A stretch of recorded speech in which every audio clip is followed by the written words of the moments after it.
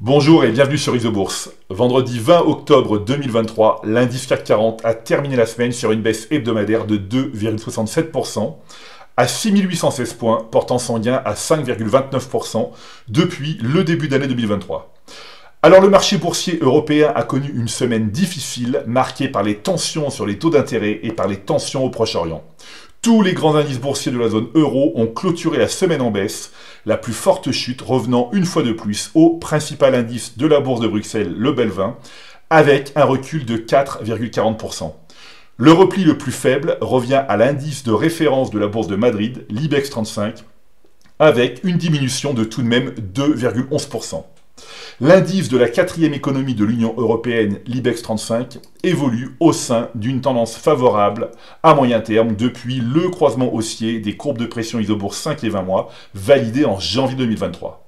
Toutefois, la baisse de ce mois d'octobre 2023 pèse sur la direction et nous observons un resserrement des courbes de pression Isobourse. Nous sommes encore loin d'un croisement baissier, mais nous devons faire preuve de prudence et de patience sur l'indice boursier de l'économie espagnole. Avec un déclin annuel proche de 10%, l'indice belge affiche la plus mauvaise performance de la zone euro et il est le seul à enregistrer une perte depuis le début d'année 2023. Comme attendu, le BEL 20 suit une trajectoire négative à moyen terme depuis la confirmation du signal baissier des courbes de pression Isobourse 5 et 20 mois validées en mai 2022.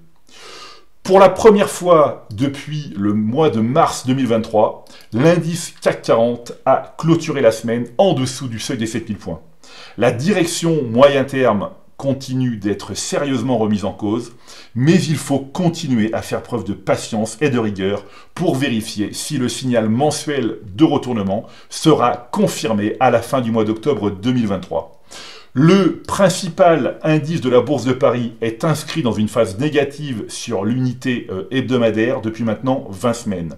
En effet, la courbe de pression Isobourse 5 semaines de l'indice CAC 40 évolue en dessous de la courbe 20 semaines depuis la semaine du 22 mai 2023.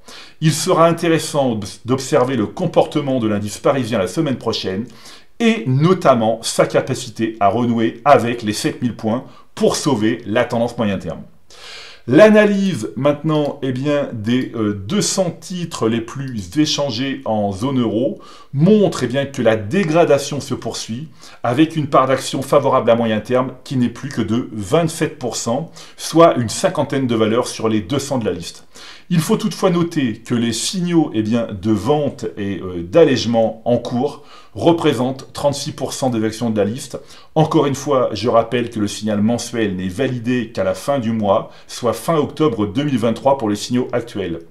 Pris par la panique, c'est notamment dans ce genre de situation que les investisseurs ont tendance à perdre patience et à couper aléatoirement leur position en portefeuille.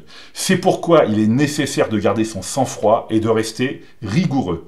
La patience et la rigueur sont les meilleurs alliés de l'investisseur en bourse.